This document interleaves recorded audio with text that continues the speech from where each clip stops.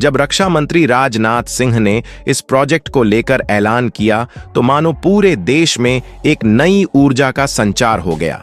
यह खबर सुनकर हर भारतीय का सीना गर्व से चौड़ा हो गया। और क्यों ना हो, आखिरकार ये वो पल है जब भारत ने दुनिया को बता दिया कि हम न सिर्फ सपने देखते हैं बल्कि उन्हें पूरा करने का दम भी रखते हैं। दुनिया को लग रहा था कि भारत शायद 2035 तक ही इस फाइटर जेट को तैयार कर पाएगा, लेकिन भारत ने सबको चौंकाते हुए न सिर्फ इस प्रोजेक्ट को समय से पहले मंजूरी दी बल्कि इसके एग्जीक्यूशन फेज को भी शुरू कर दिया। दुनिया के तमाम बड़े देश जो अब तक रूस के Su-57 फाइटर जेट को लेकर हैरान परेशान थे, अब भारत के इस कदम से हक्के बक्के रह गए हैं। सोचिए, एक ऐसा फाइटर जेट जो पूरी तरह से भारत में बना हो, भारत की मिट्टी से निकला हो और भारत के वैज्ञानिकों, इंजीनियरों और सैन्य विशेषज्ञों की मेहनत का नतीजा हो। एम का प्रोजेक्ट कोई साधारण प्रोजेक्ट नहीं है। पिछले 3 सालों से भारत इस प्रोजेक्ट पर चुपके चुपके काम कर रहा था।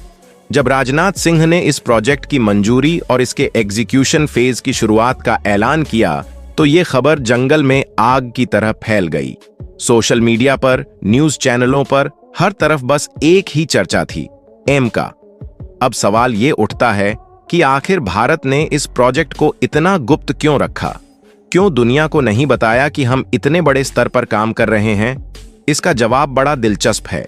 भारत जानता था कि अगर इस प्रोजेक्ट की भनक दुनिया को पहले लग गई तो कई देश इसे रोकने की कोशिश कर सकते थे।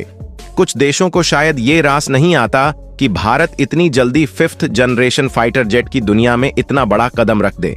इसलिए भारत ने चुपके से अपनी रणनीति के तहत इस प्रोजेक्ट को आगे बढ़ाया। और अब जब सही वक्त आया तो भारत ने दुनिया के सामने अपनी ताकत का परचम लहरा दिया। रूस के साथ Su-57 की डील हो या फिर कोई और बात, दुनिया को लगता था कि भारत सिर्फ दूसरे देशों की टेक्नोलॉजी पर निर्भर है। लेकिन एमका ने इस सोच को ध्वस्त कर दिया।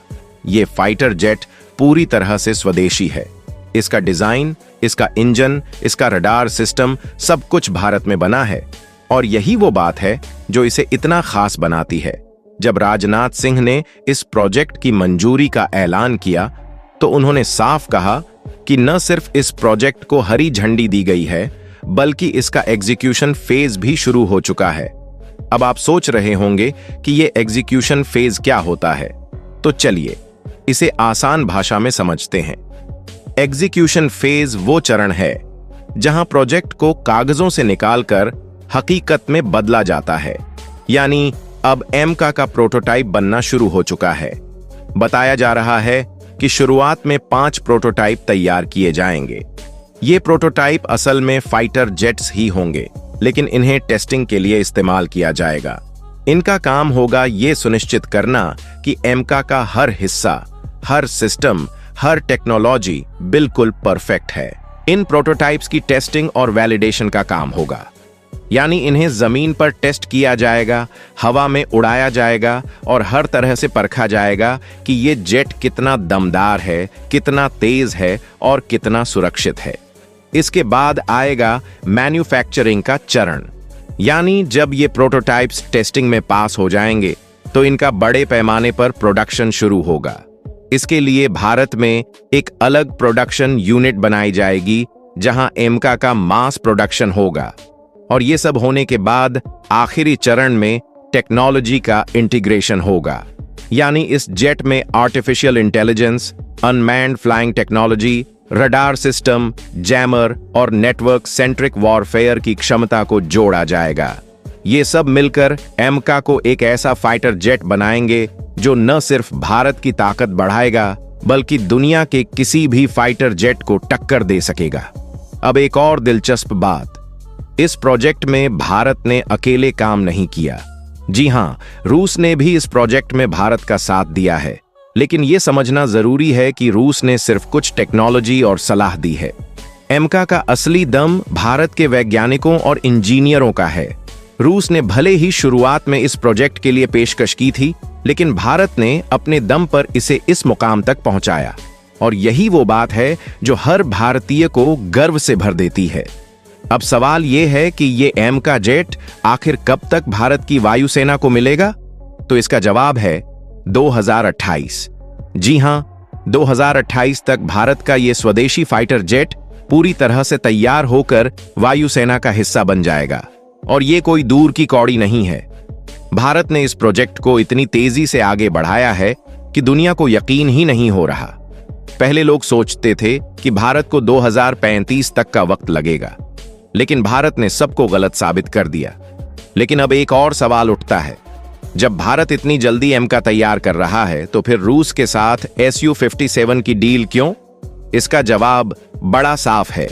भारत को आज की तारीख में 5th जनरेशन फाइटर जेट की जरूरत है, और जब तक एम का पूरी तरह से तैयार नहीं हो जाता तब तक भारत उस गैप को खाली नहीं छोड़ सकता, खासकर तब जब हमारा पड़ोसी देश चीन 6th जनरेशन फाइटर जेट की तैयारी कर रहा हो। इसलिए भारत ने Su-57 की डील की ताकि हमारी वायुसेना की ताकत में कोई कमी ना आए। इस पूरे प्रोजेक्ट में सबसे बड़ी बात यह है कि भारत ने इसे अपने दम पर किया। हाँ, रूस की मदद जरूर ली गई, लेकिन एम का भारत की मेहनत, भारत की तकनीक और भारत के जुनून का नतीजा है। और जब 2028 में ये जेट आसमान में उड़ेगा तो वो पल हर भारतीय के लिए गर्व का पल होगा। ये जेट न सिर्फ हमारी वायुसेना को ताकत देगा, बल्कि दुनिया को ये भी दिखाएगा कि भारत अब किसी से कम नहीं है। तो दोस्तों, ये थी एम का प्रोजेक्ट की कहानी। एक ऐसी कहानी जो गर्व, जुनून और आत्मनिर्भरता से भरी हुई है। इस खबर ने न सिर्फ भारत को बल्कि पूरी दुनिया को हिलाकर रख दिया है। अब आप ही बताइए, ये खबर आपको कैसी लगी? क्या आप भी इस प्रोजेक्ट को लेकर उत्साहित हैं? और सबसे जरूरी बात, क्या आप भी मानते हैं कि भारत अब दुनिया की सबसे बड़ी ताकतों में से एक बन चुका है? अपने विचार जरूर शेयर करें। और हां, जय हिंद।